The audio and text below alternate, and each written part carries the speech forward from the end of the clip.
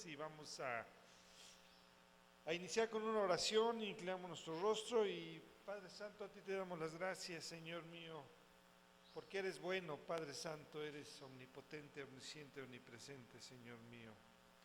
Eres el creador del universo y de todo lo que hay en él, Señor mío. Gracias por haber puesto tu mirada en nosotros, Señor Padre, en todos tus hijos, en todos los que han creído en tu bendito Hijo Jesucristo, Señor mío. Gracias por haberlo mandado, Señor mío, para perdonar nuestros pecados, Señor Padre Santo, y poder ser salvos, Señor mío. En esta mañana te doy las gracias, Señor, por habernos permitido despertar, Señor mío, por habernos dado un alimento, Señor, por habernos visto como familia, como hermanos en la fe, Señor Padre Santo. Gracias, quiero pedirte por las alabanzas, el servicio, la predicación, que sean para la gloria y honra tuya, Señor Padre Santo, que nos des sabiduría, inteligencia para poder entender tu mensaje, Señor Padre Santo, y te pido también por los hermanos que vienen en camino, que los hagas llegar con bien, Señor Padre, sino que los cuides donde quiera que estén. Todo esto te lo pido en nombre de tu amado Hijo Jesucristo, amén. Nos toca... Gloria al Rey, a celebrarle hemos venido. Gloria al Rey, su palabra se ha cumplido. En su palabra hemos confiado, al enemigo ha derrotado, grande victoria nos ha dado. Y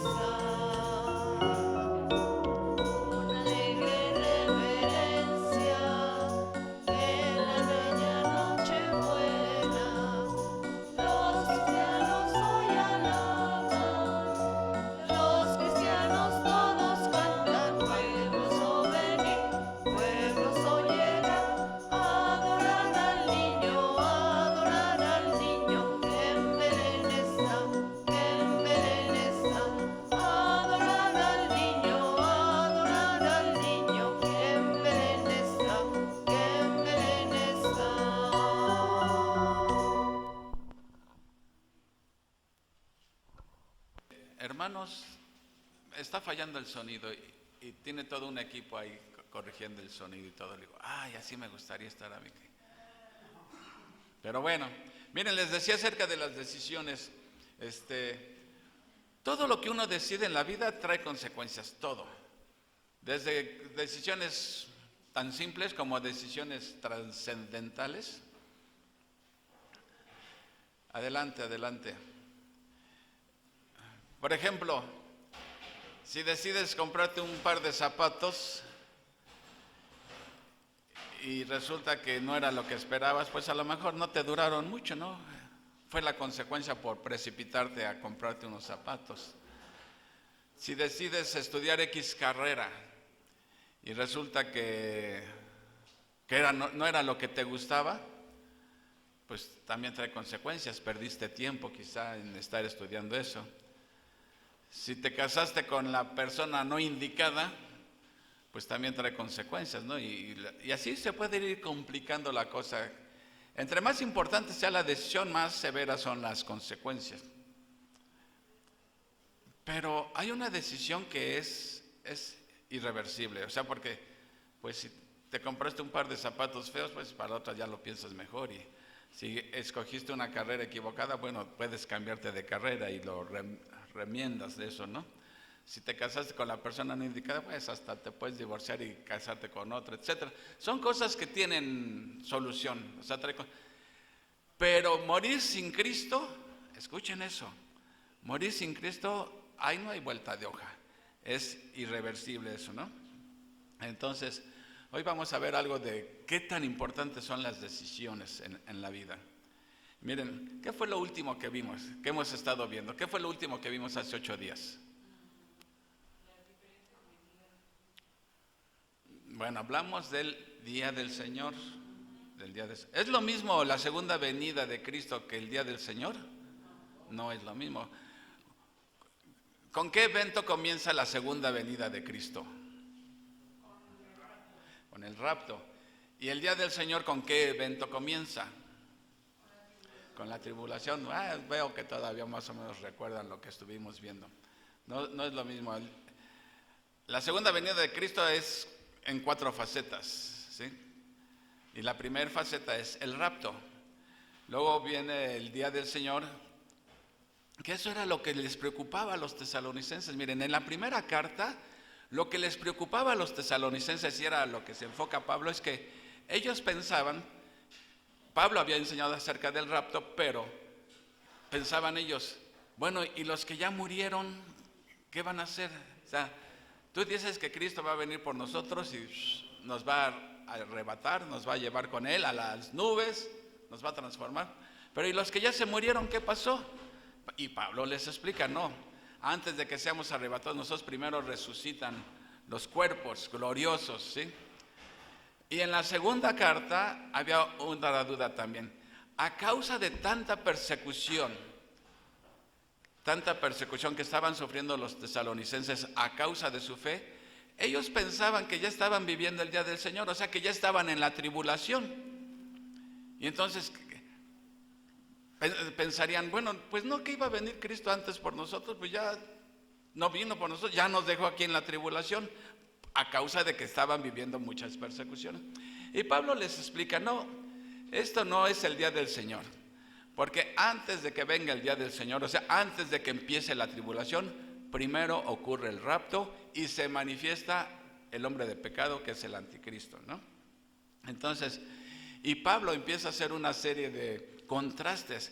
¿Qué final le espera al anticristo y a todos los incrédulos? ¿Qué final les espera? El lago de fuego. Y en cambio a los creyentes, ¿qué les espera? La gloria totalmente, ¿no? Y una vez que ya Pablo explica esto, ¿sí?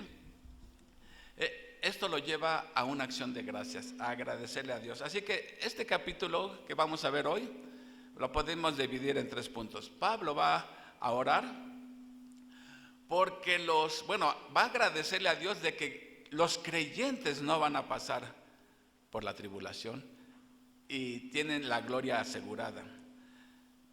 Va a orar, Pablo, el segundo punto, va a orar porque se propague el mensaje cada vez más. Y en tercer punto, que Pablo pide oración por él mismo. Así que vamos a orar, mis hermanos, y que Dios nos ayude.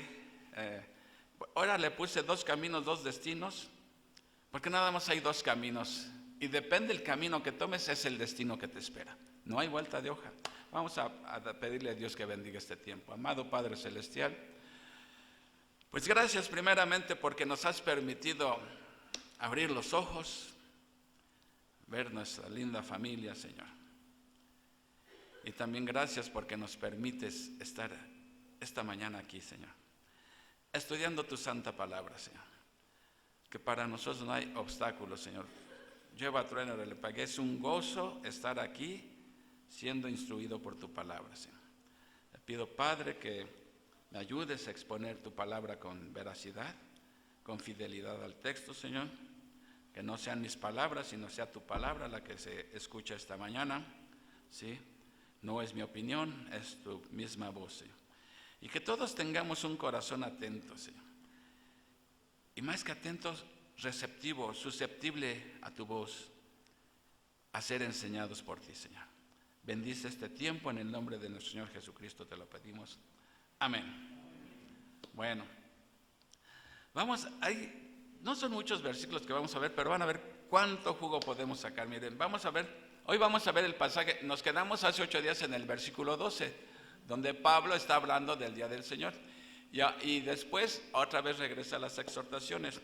Dice en el versículo 13 del capítulo 2 de Segunda de Tesalonicenses. Ya casi la acabamos la carta. Dice aquí Pablo: en cuanto a nosotros, no podemos más que agradecerle a Dios por ustedes, queridos hermanos, amados por el Señor. Siempre estamos agradecidos de que Dios los eligió para que estén entre los primeros en experimentar la salvación.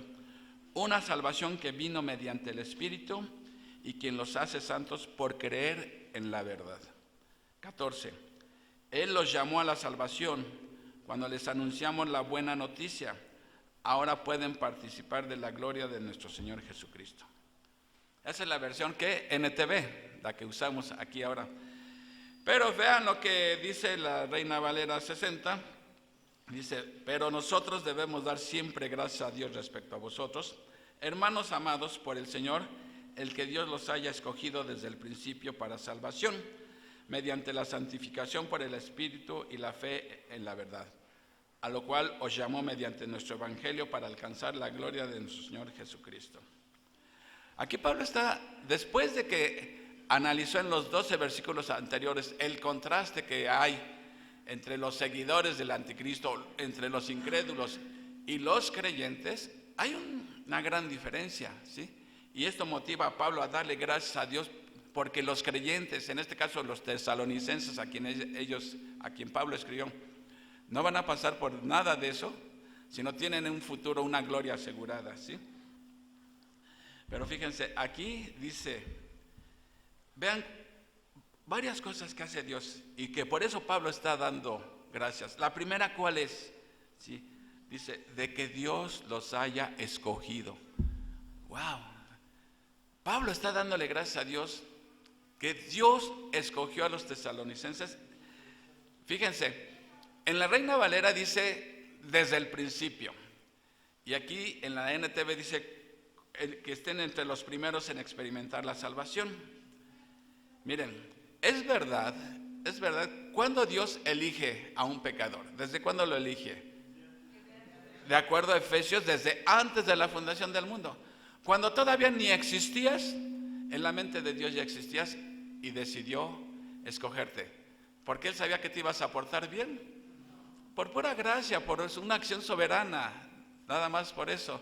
Porque si nos escogiera por nuestras obras, seguro que a mí no me escoge, seguro. Y quién sabe, a lo mejor ustedes sí, pero a mí no. No, a nadie escogería, ¿sí? Porque su elección es soberana, ¿sí?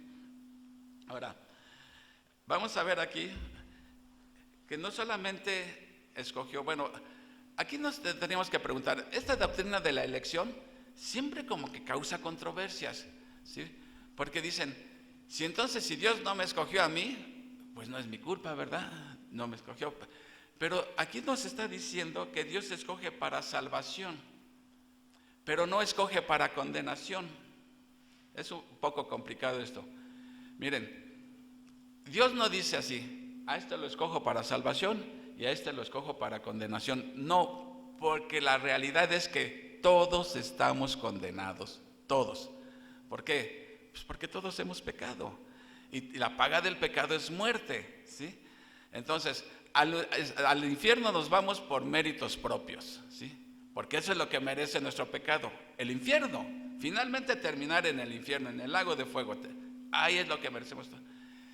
Que Dios por su gracia escoge a unos, no lo obliga a que tiene que hacerlo con todos. Y les he puesto el ejemplo de que si tú vas caminando en la calle y ves 20 pordioseros, hay 20 limosneros pidiéndote limosna, y tú decides a uno darle 1,000 pesos, a uno decides, ¿te obliga a qué hora le tienes que dar a todos? Ahora, muchos se asombran mucho de la doctrina de la elección porque dicen, es que como Dios... Miren, una vez escuché en una predicación, el que estaba predicando dice, miren, Dios elige, pero ¿en base a qué elige Dios? Así decía el textualmente así lo decía este predicador. ¿Qué tal si cometo una injusticia en escoger a uno que no merecía y a otro, soy injusto por no escoger a otro? Dice, ya sé cómo le voy a hacer. No, pero es que el ejemplo que puso primero era que él amaba mucho a los perros, pero no quería cometer ninguna injusticia, entonces dice, mejor al perrito que venga a mí, lo adopto, me lo llevo, ¿sí? Los perritos que vengan para mí, los que no vengan, pues no quisieron venir, pues no. Y eso calmaba su conciencia. Dice, bueno, así hace Dios, deja que nosotros vengamos a Él, el que venga, lo salva.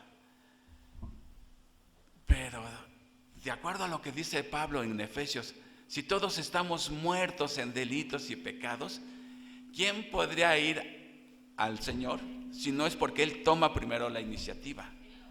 Él nos llama.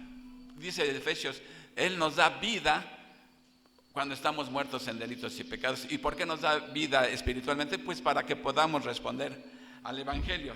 Entonces, tú cuando vas al supermercado, escoges los jitomates, ¿no? Supongo.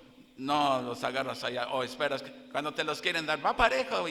Pero ¿por qué? Yo quiero escogerlos porque van podridos ahí. Bueno, si el ser humano se asigna el derecho de escoger algo, ¿cómo le niegas a Dios el derecho de escoger, de elegir? ¿Sí? Miren, aquí, les voy a leer un versículo que dice, 1 Timoteo 2:4, dice, el cual quiere, o sea, Dios, quiere que todos los hombres sean salvos y vengan al conocimiento de la verdad. Y 2 de Pedro 3:9 dice, el Señor no retarda su promesa, según algunos la tienen por tardanza, sino que es paciente para con nosotros, no queriendo que ninguno perezca, sino que todos procedan al arrepentimiento. ¿Qué está diciendo aquí? ¿Qué dice el versículo? ¿Cómo lo entendemos? Que Dios quiere que todos se salven. Y si Dios quiere que todos se salven, ¿por qué no los salva a todos? Aquí lleva esto a pensar, una de dos. O Dios quiere salvar a todos, pero no puede, porque el hombre se le pone rejego y no quiere, ¿sí? O la otra opción es que, Dios quiere salvar a todos, pero no tiene el poder, o tiene el poder para hacerlo, pero no lo quiere hacer, porque es evidente que no todos se están salvando.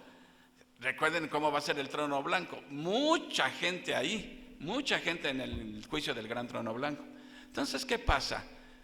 Si por la Biblia sabemos que todo lo que Dios quiere hacer se cumple, o sea, esa es la soberanía de Dios, ¿sí? Que lo que Dios, su voluntad se va a cumplir siempre, siempre.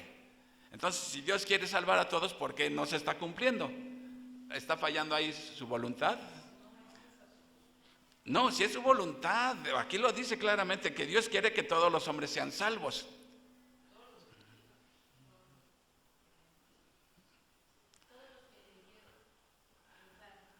Miren, es que cuando hablamos de la voluntad de Dios, esto es bien importante, si no vamos a pensar que Dios se contradice. Por un lado, dice que todo lo que Él quiere se cumple. Todo lo que sucede es porque Dios así lo marcó. Voy a tratar de explicarme. Al hablar de la voluntad de Dios, hay una voluntad de decreto y hay una voluntad de deseo. Dios puede expresar un deseo, pero su decreto va a ser otro, ¿sí? Miren, ustedes, ¿quién determinó que Cristo fuera a la cruz? En Hechos 4 lo dice Pedro. Fue crucificado por Pilato por el consejo tuyo, el consejo determinado tuyo. Dios lo decretó, ¿sí? Pero les ordenó a los que lo crucificaron, que lo crucifican. No, Él no ordenó eso. Entonces, miren, hay veces que la voluntad de Dios, aquí en este está hablando de la voluntad de deseo, ¿sí? De deseo. Pero el decreto es otro. Miren, otro ejemplo. Dios le dijo a Abraham que sacrificara a su hijo. Se lo ordenó a Abraham, sacrifica a tu hijo. Pero Dios decretó que el hijo iba a vivir. Miren, otro ejemplo tan simple. ¿Cómo una cosa puede ser el deseo y el decreto siempre es otro? Ahora que fuimos a bautizar, me resbalo, a vacunar a mi nietecito, lo fuimos a vacunar. A ver, Pepe y Cari que están aquí, iban bien gozosos de que le iban a meter una aguja en el brazo. Obviamente ellos no deseaban eso, quisieran que no tuviera que pasar, pero el decreto ¿cuál fue? Pues tienen que vacunarlo a fuerza, ¿sí? A fuerza hay que vacunarlo. Entonces a veces una cosa es tu deseo y otra cosa es el decreto. Entonces cuando estamos hablando de la voluntad de Dios, primero hay que decir ¿de qué voluntad me estás hablando?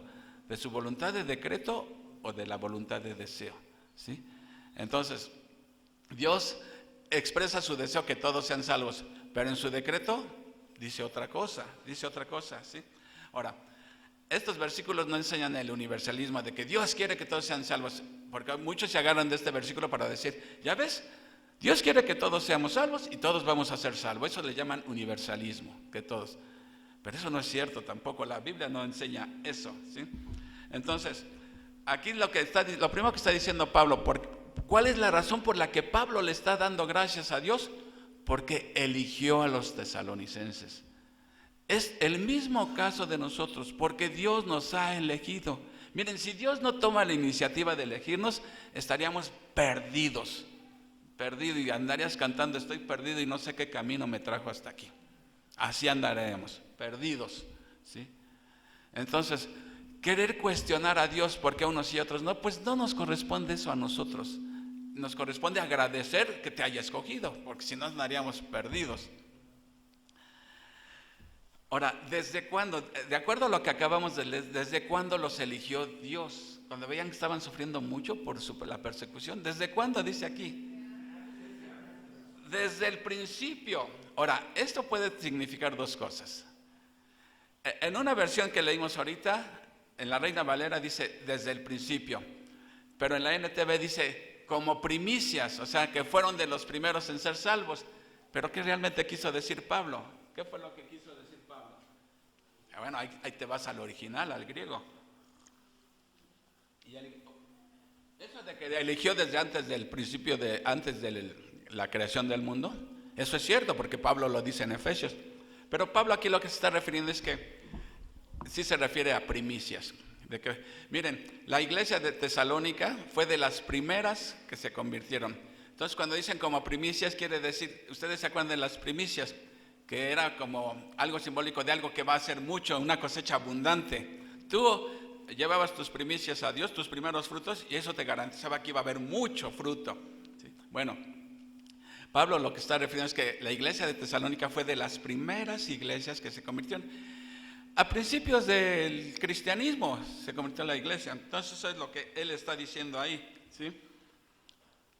Ahora, entonces Dios los eligió desde el principio o como primicias, pero ¿para qué los escogió? Dice el versículo, para salvación, ¿sí? Pablo está contrastando que los incrédulos, los que siguieron al anticristo, ¿sí? Les espera un panorama tremendo. Y vimos hace 8 días, miren, es que uno piensa que puede burlarse de Dios, ¿sí? Y Dios no puede ser burlado. Uno puede estar rechazando a Cristo y dentro de sí decir, bueno, si ocurre eso de la tribulación y veo que desaparecieron los cristianos, eso quiere decir que tenían razón, entonces y yo inmediatamente me voy a convertir. Pero ¿qué vimos que dice Pablo? El que no creyó cuando tuvo la oportunidad, entrando a la tribulación, hay dos cosas que paran la oportunidad. Una, que te mueras. Sin Cristo, ya te molaste. Ni con 20,000 misas pueden cambiar esa situación. Ni que se vayan a bailar a Chalma. Nada va a cambiar el destino de una persona. Esa es una. Y la otra es que entres a la tribulación siendo incrédulo. Bueno, de hecho van a entrar puro incrédulo porque Cristo viene antes por su iglesia. Entonces alguien podría pensar, bueno, entonces en la tribulación, ahí sí me convierto. No, pues ya sé que... Pero ¿qué dice? ¿Qué hace Dios con esas gentes? No, pero los que se van a convertir son los que no han escuchado el evangelio. Esos son los que se van a convertir por la predicación de los 144,000. Pero a los que despreciaron, dice, Dios les envía un espíritu engañoso para que crean la mentira del anticristo. O sea, no hay oportunidad. No puedes decir, yo después me convierto, ¿sí? No. Dice, como un juicio de Dios, dice, tuviste tu oportunidad, no, pero ahora ya no hay oportunidad. Ya no hay oportunidad, ¿sí? Entonces, miren, dice aquí, voy a leer un pasaje de Romanos 8 que dice, porque muchos piensan que si Dios escoge unos para salvación, a otros los escoge para condenación, pero eso no es cierto. Bueno, voy a leer el pasaje, dice Romanos 9:22, y que si Dios, queriendo mostrar su ira y hacer notorio su poder, soportó con mucha paciencia los vasos de ira preparados para destrucción, y para hacer notorias las riquezas de su gloria, las mostró para con los vasos de misericordia que Él preparó de antemano para gloria. Entonces, aquí en este versículo, ¿quién preparó a los vasos destinados para gloria? ¿Quién los preparó? Dios. Dios los preparó de antemano para gloria. Pero a los vasos que son para deshonra, ¿quién los preparó? Lean el versículo. ¿Qué dice el versículo? El versículo no dice que fue Dios. Miren. Y que si Dios, queriendo mostrar su ira y hacer notorio su poder, soportó con mucha paciencia los vasos de ira preparados para destrucción. Ahí no dice que los preparó. Menciona que Dios los preparó a los vasos para honra. Eso sí, Dios los prepara. ¿Cómo? Eligiéndolos.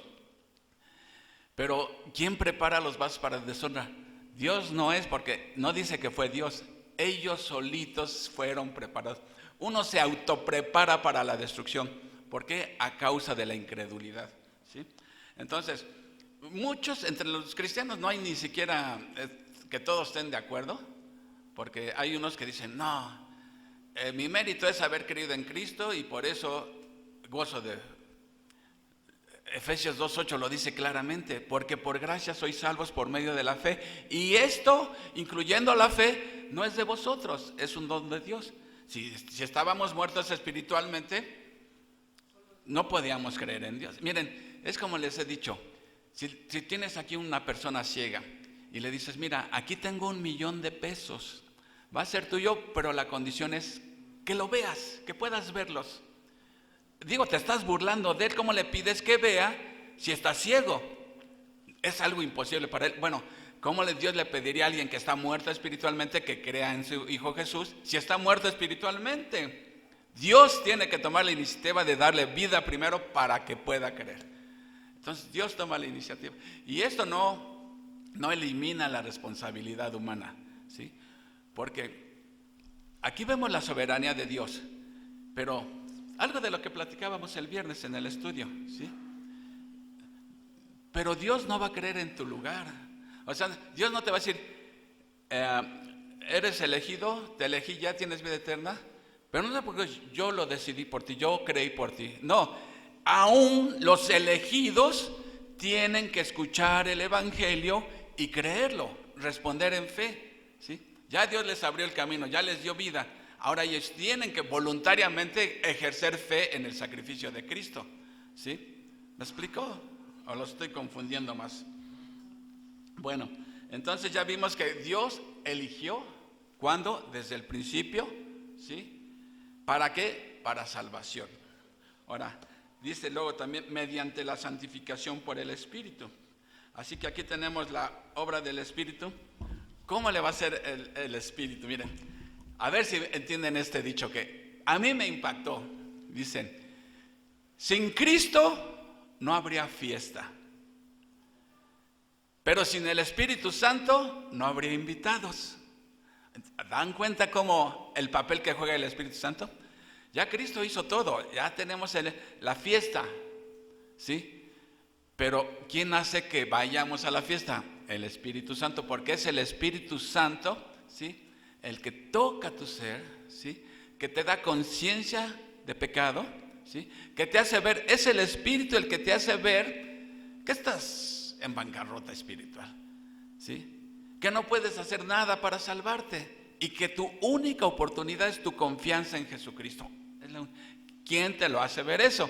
El Espíritu Santo nos da convicción de pecado, ¿sí? Entonces esa es la obra que hace el Espíritu Santo. Por un lado, o sea, miren, cuando el Espíritu toca a alguien es como, haz de cuenta que tú vas caminando en la calle y de repente alguien te hiciera así, volteas, ¿no? Bueno, pues de alguna manera esa es la acción del Espíritu Santo. Algo hace en ti, no sé cómo, pero te hace sensible a escuchar el mensaje de Dios. Por años, yo viví ignorando todo eso y ni me interesaba ni nada.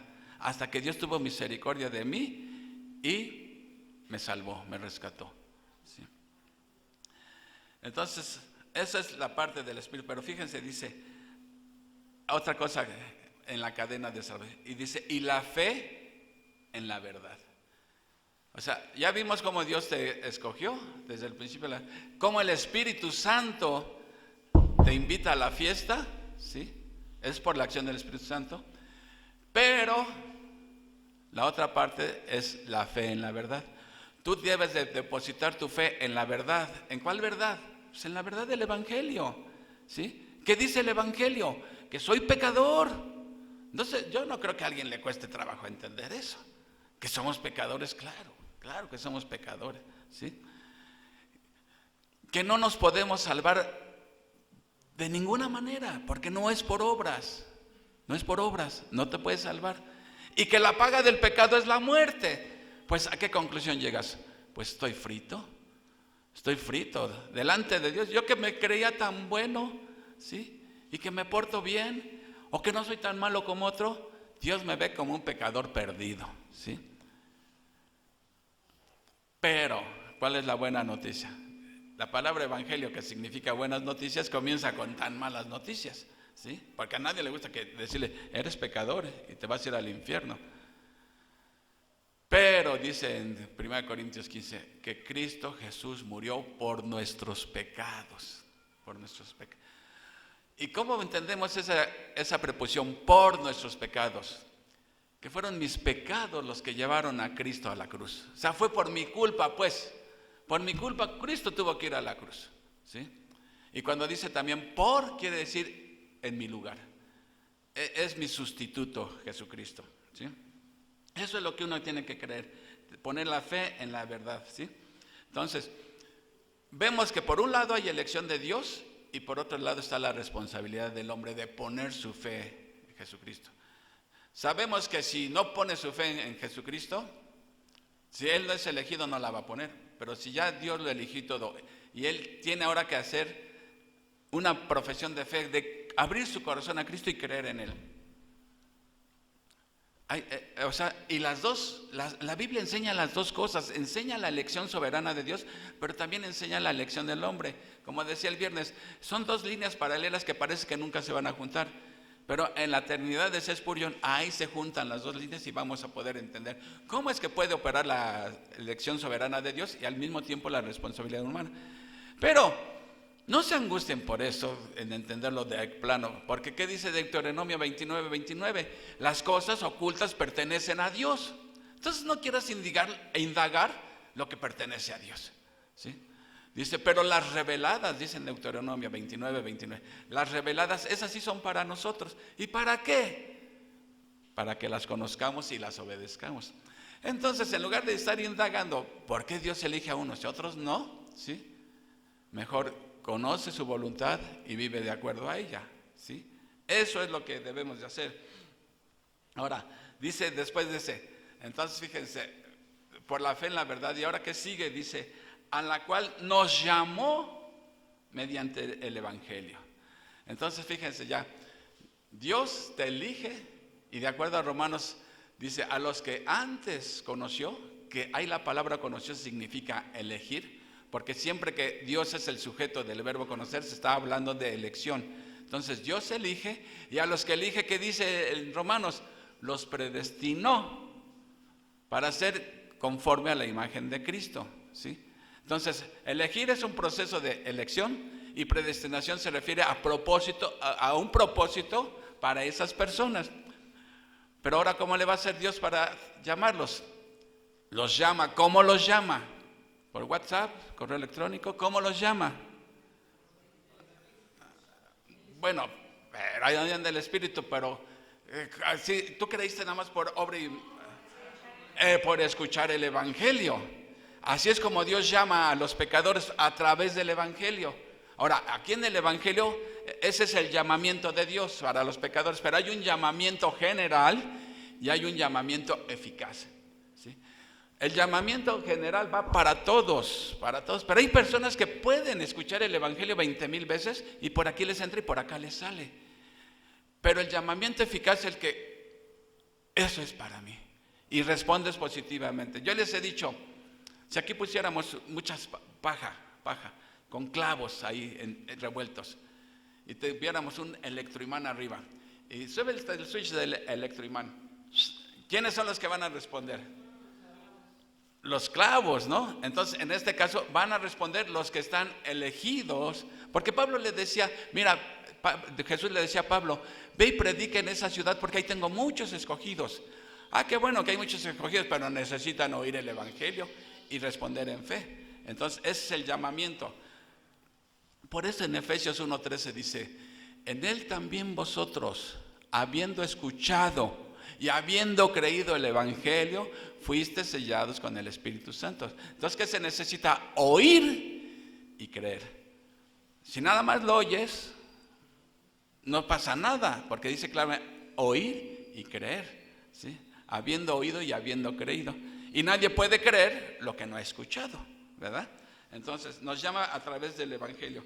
¿Con qué propósito? Dice, para alcanzar la gloria de nuestro Señor Jesucristo. Aquí ya Pablo está apuntando al futuro. Fíjense cómo del pasado eterno, ahora termina en el futuro eterno. Dice, para alcanzar la gloria del Señor Jesucristo. Pablo está haciendo una alusión al futuro. ¿Qué nos espera en el futuro? La gloria, la gloria. Entonces vean, en dos versículos nada más, como Pablo expone toda la teología de la salvación, ¿sí? Dios nos elige, ¿sí? Desde el principio del mundo, por la acción del Espíritu Santo te sensibiliza, por medio del Evangelio te llama y finalmente glorifica. Y esto concuerda con Romanos 8, 29, 30, que es el que les leía hace rato. Porque a los que antes conoció, fíjense cómo nadie se pierde en el camino, nadie. Vamos a suponer, para que podamos entender, para ponerle cifras, porque a los que antes conoció, ¿sí? Ya dije que esa palabra conocer se refiere a que Dios elige. Miren, tan fácil, en Amós dice, Dios está diciendo, de todas las naciones, le está diciendo a Israel, de todas las naciones a ti escogí. O sea, no, dice, de todas las naciones solamente a ti te conocí. Entonces, Dios no sabía que existían por ahí los babilonios, los asirios, los cananeos. Claro que sabía. Entonces, ¿qué quiso decir con que de entre todas las naciones solamente a ti te conocí? A ti te elegí, es lo que está diciendo. Cuando la palabra, el verbo conocer, el sujeto es Dios, se refiere a elección. Entonces, aquí podríamos decir, a los que antes eligió, a 1,000,000 de personas, por ponerle una cifra. Dios escogió a 1,000,000 de personas. Entonces, de esos que conoció o que eligió, dice, también los predestinó para que fuesen hechos conforme a la imagen de su Hijo. ¿A cuántos predestinó? al mismo millón de personas. A los que antes conoció, a esos también predestinó, para que Él sea el primogénito entre muchos hermanos. Y a los que predestinó, ¿cuántos dijimos que predestinó? De acuerdo a nuestra cifra hipotética, 1 millón, ¿sí? A ese millón lo predestinó, a eso también llamó, a esos también llamó. Nadie se está perdiendo. Y a los que llamó, a estos también justificó. Vean cómo sigue siendo el mismo número de personas. Y a los que justificó, a estos también glorificó. Ahora, ya Dios nos eligió, ya nos predestinó, ya nos llamó, ya nos justificó. Pero en cuanto al verbo glorificó, ¿en qué tiempo está? En pasado. Pero eso todavía no sucede. Eso va a ser en el futuro. ¿Y por qué Pablo lo pone que ya nos glorificó? Ya delante de Dios esto es un hecho. Al que eligió lo va a terminar en la gloria, va a terminar en la gloria. Lo mismo que está diciendo en Tesalonicenses. Entonces, esta es la razón por la que Pablo agradece a Dios por tantísima bendición que ha derramado sobre pecadores indignos. Y ahí estamos nosotros entre esos pecadores indignos. Que Dios nos haya elegido sabiendo de cómo íbamos a ser. Aún así decidió elegirlo, ¿sí? Por eso los que no creen en la elección piensan que la salvación se pierde. Pero la salvación es de Jehová, la salvación es de Dios. No tenemos mérito alguno, es obra completa de Dios, la salvación. Una vez alguien me dijo, escuché que dijo, bueno, es que mi mérito fue haber puesto mi fe en Jesucristo. Ese fue su mérito. Ponle el 1%, Cristo es el 99% y el 1% fue mi fe. Ya le está robando gloria al Señor, ¿no? Porque aún la fe, ¿gracias a quién fue la fe? Gracias al Señor, ¿sí? Bueno, esa es la razón por la que Pablo en el primer punto expresa su agradecimiento a Dios. Pero ahora vamos a ver otro punto del pliego petitorio vamos a ver ahora del 15 al 17. Con todo esto en mente, con todo lo que acabo de explicar, dice Pablo, ¿sí? De que han sido grandemente afortunados. Con todo esto en mente, amados hermanos, permanezcan firmes y sigan bien aferrados a las enseñanzas que les transmitimos, tanto en persona como en carta. Me gustaría leerlo otra vez. Con todo esto en mente, amados hermanos, permanezcan firmes y sigan bien aferrados a las enseñanzas que les transmitimos, tanto en persona como en carta. Esa es la NTV, la que traen ustedes. Y si alguien trae Reina Valera, van a ver qué dice aquí. Así que, hermanos, estad firmes y retened la doctrina que habéis aprendido, sea por palabra o por carta nuestra. Pero ¿qué creen, mis queridos hermanos? Traigo una tercera versión, y es la versión católica. Así dice en la Biblia católica. Por lo tanto, hermanos, manténganse firmes y guarden fielmente las tradiciones que les enseñamos de palabra o por carta. Tradiciones, dice así en la Biblia católica. ¿Cuál es la que está correcta? A ver, ¿cuál es la correcta? ¿Y por acá qué dicen? Pues no, es la versión católica la que está correcta. ¿Cómo dices eso? ¿Cómo dices eso? Miren, es que vamos a ver en el griego qué quiere decir la palabra. Miren, en griego hay una palabra que se llama paradoses. Digo, mi griego no es muy bueno, no sé si se pronuncia. Paradoses. ¿Y qué significa esa palabra paradoses? Entregas. Entonces, ¿cómo se transmitía? En aquel entonces todo era enseñanza verbal. Y si acaso andaba ahí una carta, por ahí no era como ahorita que todos traen hasta 20 versiones de la Biblia. Ahí andaba una carta circulando, que era la que se tenía que leer en las congregaciones, porque no había, la imprenta no se había descubierto ni nada, bueno, inventado más bien. Entonces, la palabra paradoses era que entregaban el conocimiento de manera verbal. Pero es que eso significa tradición. ¿Qué es la tradición? Una entrega de conocimiento verbal que tú se lo transmites a tus hijos se lo transmiten a sus hijos, y eso se va haciendo una tradición. Pero la gran diferencia es que estas enseñanzas eran dadas inspirados los apóstoles por el Espíritu Santo. No era enseñanza humana, era una enseñanza verbal o por carta, pero inspiradas por el Espíritu Santo, ¿sí? Entonces ahí había la gran diferencia. Porque acuérdense que Jesús, ¿qué les dijo a los fariseos? Hipócritas, dice, ustedes anulan la palabra de Dios por estar enseñando sus tradiciones. Ahí está condenando Jesús las tradiciones, pero las tradiciones que son de hombres, Pablo, ¿se acuerdan que vimos Colosenses? Que dice, aguas con las tradiciones humanas, aguas, les dice Pablo, ¿sí? Entonces aquí la palabra tradición sí está correctamente traducida, pero lo que quiere decir es que las enseñanzas eran verbales, ¿sí? Y la tradición, miren, ¿de dónde salió? A ver, los que fueron muy católicos, a ver, Ale, tú que fuiste de hueso colorado. Yo nunca he entendido de dónde sale lo de que el viernes no se puede comer, el Viernes Santo no se puede comer carne, sino pescado, según. Ah, pollito. Dice alguien, ahora que tenía para carne resulta que es vigilia. Yo nunca he entendido de dónde salió eso, de dónde salió lo de la ceniza. Una vez, cuando yo tenía la tienda de abarrotes, no en la papelería, o sea que ya hace años, llegó una señora y yo me hago el ingenuo y le digo, ¿y eso qué significa? Pues quién sabe, pero es la tradición. Así. Entonces, esas son las tradiciones que Pablo está condenando, ¿sí? Las tradiciones de manufactura humana, ¿sí? Eso es lo que Pablo está condenando. Entonces, la traducción de la católica sí está correcta, pero porque miren, cuando una tradición va en contra de la palabra de Dios, ¿sí? No solamente carece de valor, sino se vuelve hasta peligrosa, porque la gente pone más confianza en la tradición humana que en la palabra de Dios. Jesús se lo dijo a los fariseos. ¿Cuáles eran sus tradiciones de ellos? Lavarse las manos así porque esto agrada a Dios. O sea, por higiene está bien, pero era porque Dios lo exigía en su ley.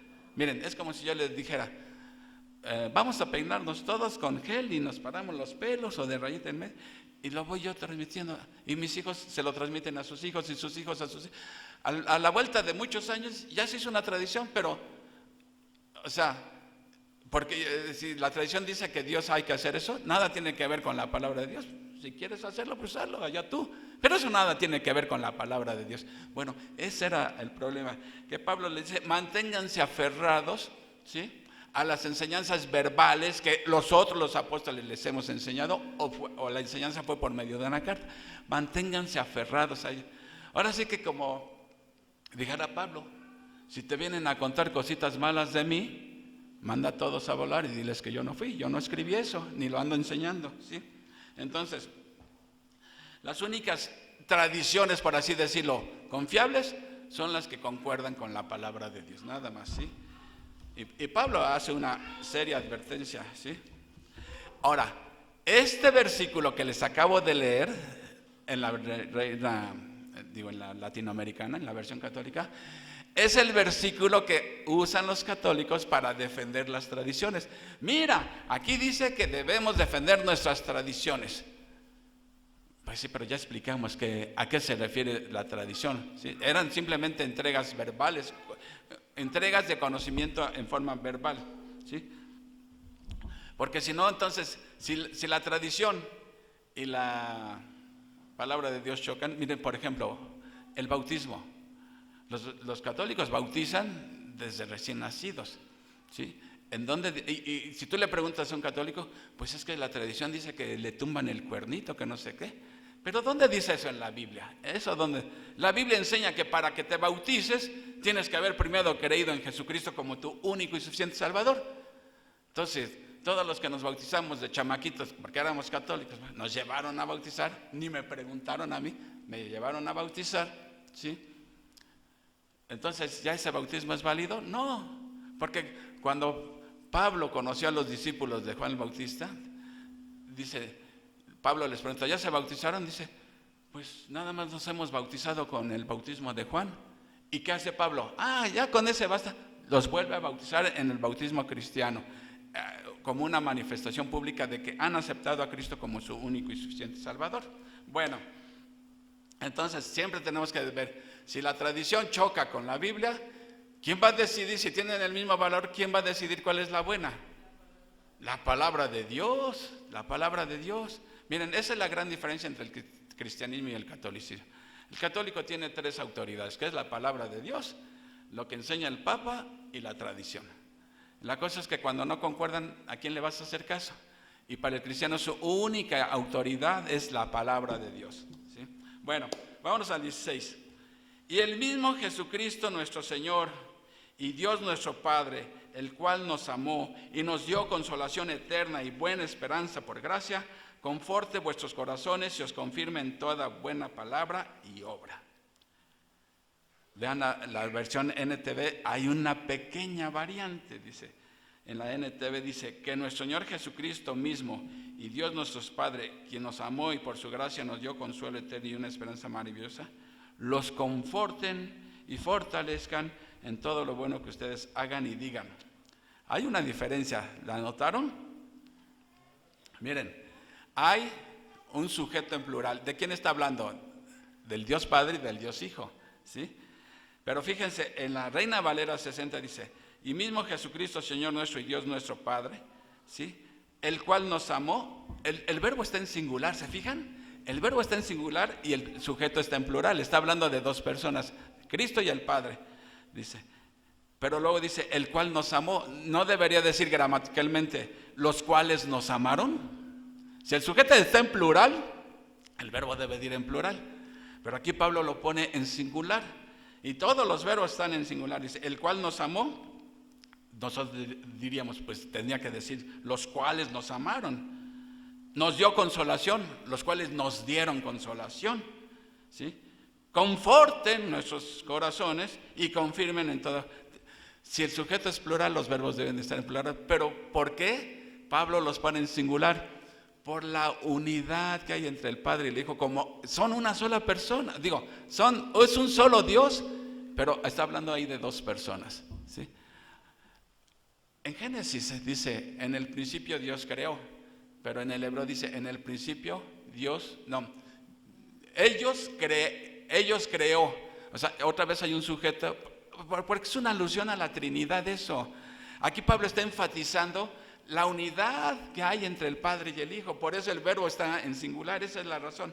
Bueno, eso nada más fue un pequeño lujo gramatical, ¿sí? Pero estamos acostumbrados nuevamente que Pablo siempre menciona al Padre y al Hijo. Y aquí a quién menciona primero, al Hijo y después al Padre. Pero lo hace así pues para que los lectores se den cuenta que es lo mismo. No hay uno mayor que el otro, nadie, ¿sí? Entonces, cuando Pablo les está diciendo de que los va a llevar a la gloria, etcétera, ¿sí? ¿Cómo lo que Dios ha hecho en el pasado se va a reflejar en el futuro? ¿Sí? Porque Dios nos amó a tal grado que nos eligió y por eso la glorificación está asegurada, ¿sí? O sea, Pablo les lleva al pasado para que vean la mayor muestra de amor que alguien ha dado. La mayor muestra de amor, ¿sí? ¿Cómo demostró Dios su amor al mundo? ¿Cómo lo demostró? Juan 3:16. Dando a su Hijo. O sea, no nada más dijo, les amo. A veces nosotros decimos, los amo, y le digo, ¿cómo te lo demuestro? Nada más te digo que te amo y no te lo demuestro. Pues Dios no es así, dice, de tal manera amó Dios al mundo que dio a su Hijo unigénito. ¿Para qué? Para que todo aquel que en Él cree no se pierda, mas tenga vida eterna, ¿sí? Entonces, la oración de Pablo, porque Dios los conforte y los fortalezca, dice, es para que ellos se mantengan aferrados a la palabra y lo demuestran con sus hechos, ¿sí? O sea, porque si leemos el versículo otra vez, dice que Dios los fortalezca en todo lo bueno que ustedes hagan y digan. Entonces, ¿qué está diciendo aquí Pablo? Que Dios nos fortalezca en hablar de la verdad, pero que también lo hagamos. O sea, que no seamos nada más jarabe de pico, ¿sí? Que lo que creemos es lo que como nos conducimos, ¿sí? Lo que uno cree, eso debe determinar lo que haces, ¿sí? Entonces, está hablando de testimonio, pues, en otras palabras.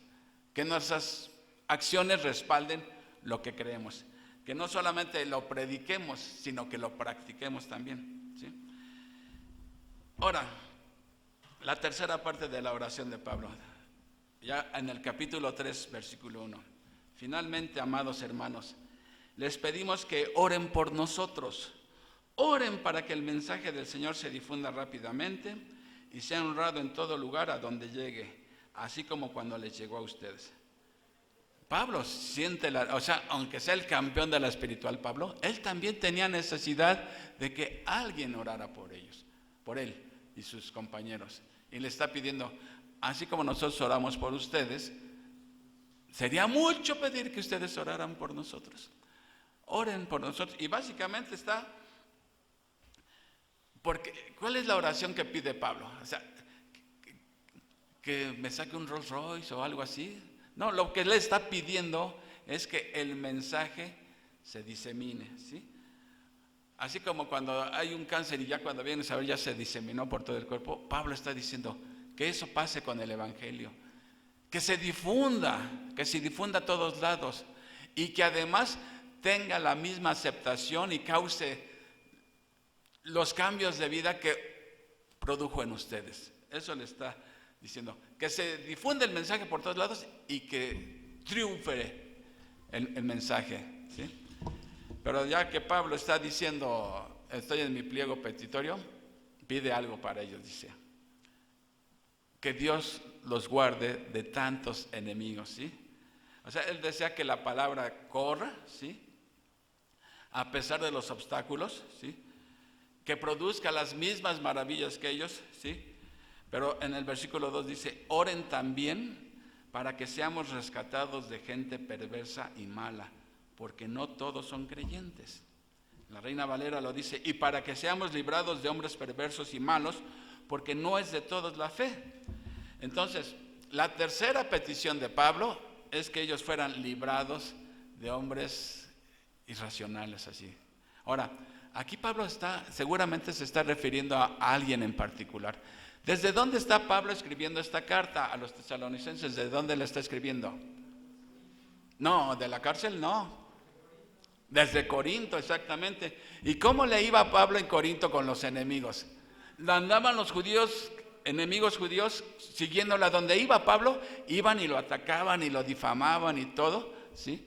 Y Pablo está diciendo que nos libren de los enemigos, y se cree que se estaba refiriendo a los que él tenía en Corinto, porque ahí era donde estaba escribiendo la carta, ¿sí? Desde Corinto. Ahora, en unas versiones dice de hombres irracionales, ¿sí? Y creo que queda bien la traducción.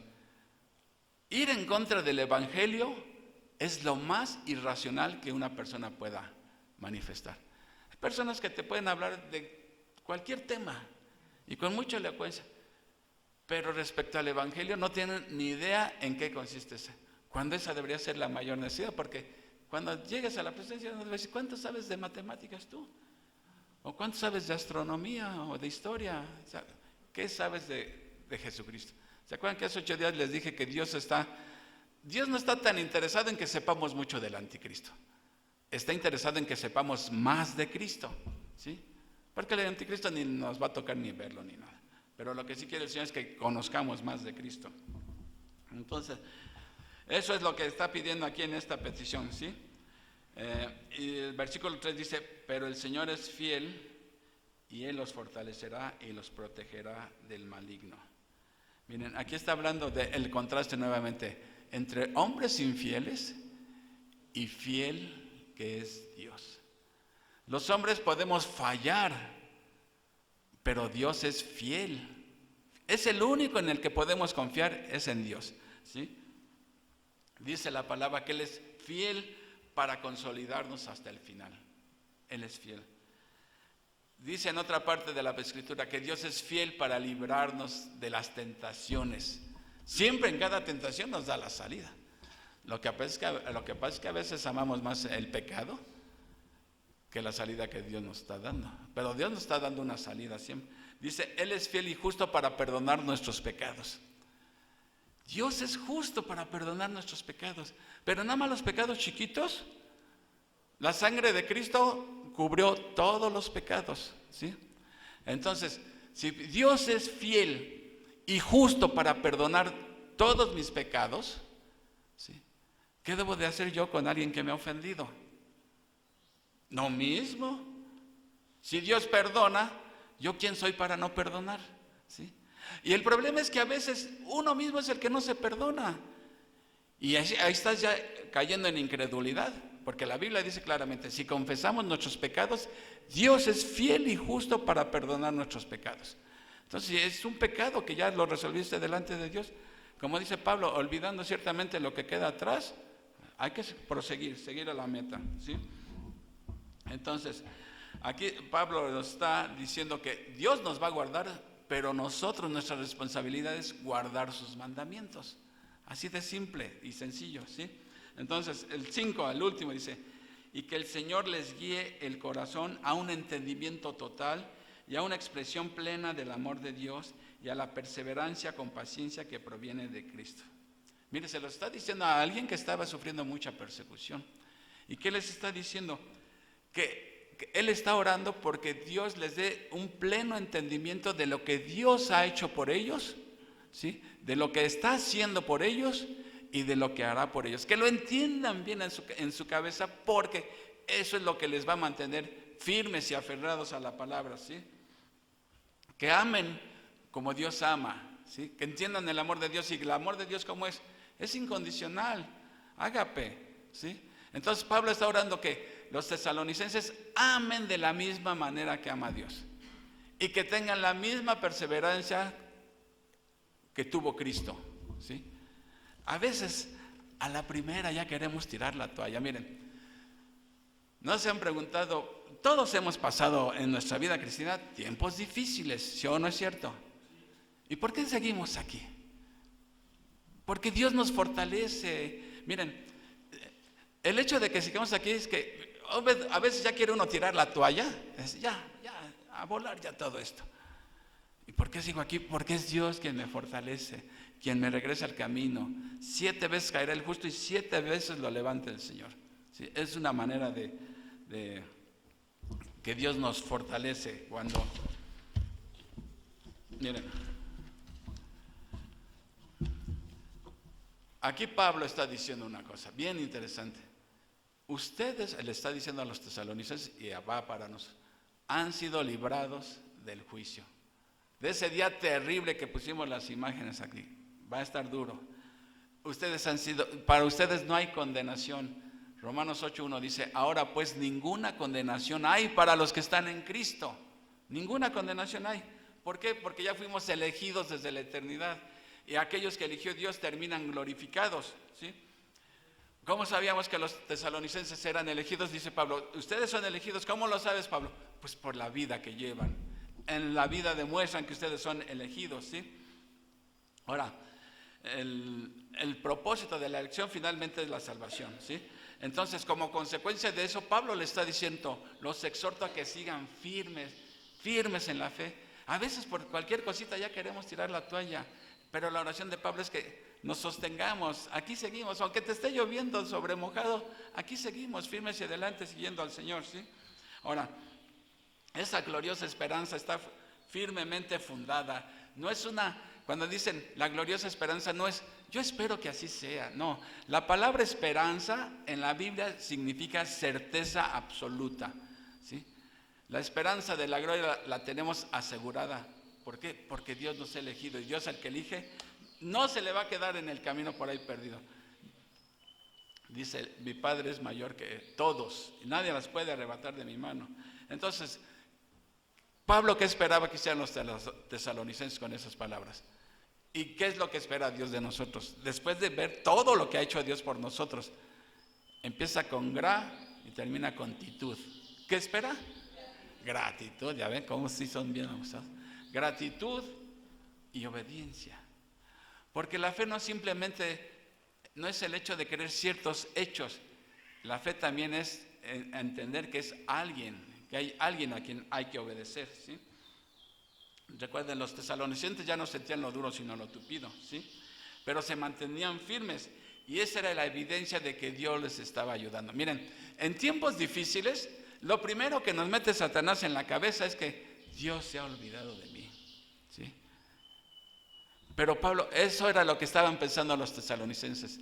Dios se olvidó de nosotros, estamos pasando por la tribulación, ¿sí? Ya nos sentimos lo duro, y Pablo le dice, miren, el hecho de que se mantienen firmes, perseverando, ¿sí? Es la prueba de que Dios, ustedes le preocupan a Dios, porque ¿de dónde creen que sacan la fortaleza? De Dios. Si no, ¿de dónde sacamos la fortaleza cuando ya nos andamos desanimando, arrastrando la cobija? ¿Sí? De Dios. Entonces, esa es señal de que Dios nos fortalece, ¿sí? Lo mismo de nosotros. Entonces, miren, básicamente 4 responsabilidades dijo Pablo aquí en este pasaje. Nuestra primera responsabilidad es creer la verdad. Creerla. Porque si no crees la verdad, ya te estás yendo por el otro camino. Entonces, lo primero que hay que hacer es creer la verdad. Segundo, aferrarse a la verdad. No te sueltes, no cambies la verdad de Dios por las mentiras de Satanás. No las cambies, aférrate, agárrate. Esa es la segunda. La tercera, vive la verdad. Ponla en práctica la verdad. Vive de acuerdo a lo que dices creer. ¿Sí? Esa es la tercera respuesta. Y por último, comparte la verdad. Esa es nuestra. 4 responsabilidades tenemos con la palabra de Dios, ¿sí? Creerla, aferrarnos, vivirla y compartirla. Vamos a orar, mis hermanos. Amado Padre Celestial, gracias te damos, Señor, por esta serie de exhortaciones, Señor, pero son exhortaciones basadas en una gran verdad, que tú nos has elegido, Señor, y tú nos has mostrado lo que tú haces con una persona a la que es elegido. Y reconocemos, Padre, que no nos elegiste por méritos propios, porque tú todo lo sabes, y a pesar de saber cómo somos, decidiste elegirnos, Señor, para poder transformarnos poco a poco, Señor, con la ayuda de tu Santo Espíritu, que cada vez nos parezcamos un poco más a nuestro Señor Jesucristo y que dejemos de estarnos pareciendo a nosotros mismos, que nos vayas transformando a la imagen de tu Hijo Jesús. Y agradecemos, Padre, porque algún día compartiremos la gloria con Jesucristo, tal como tú lo has dicho en tu palabra. Esa es nuestra esperanza, en el sentido de que esa es la certeza absoluta que tenemos. Ellos Creen en ti, en tu Hijo. En el nombre de Cristo, Señor, te damos las gracias. sin merecerlo, yo amo. Por pura gracia fue que me encarné.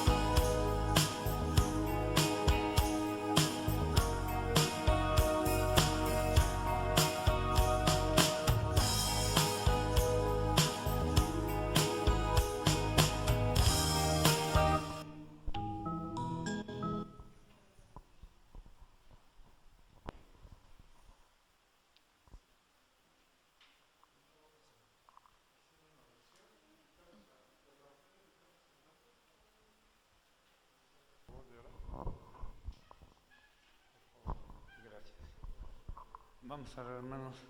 Dios Padre Todopoderoso, bendito eres, Señor. Gracias te damos porque nos da la oportunidad de estar reunidos nuevamente en tu casa de oración. Esta mañana te agradecemos, Señor, que nos permitas participar en la ofrenda, Señor, devolvernos algo de lo que tú nos das, porque tú eres el proveedor de todo. Bendice la ofrenda, Señor, bendice a mis hermanos, bendice a todas las familias cristianas, Señor. Te lo pedimos en el bendito nombre de tu Hijo Jesucristo. Amén.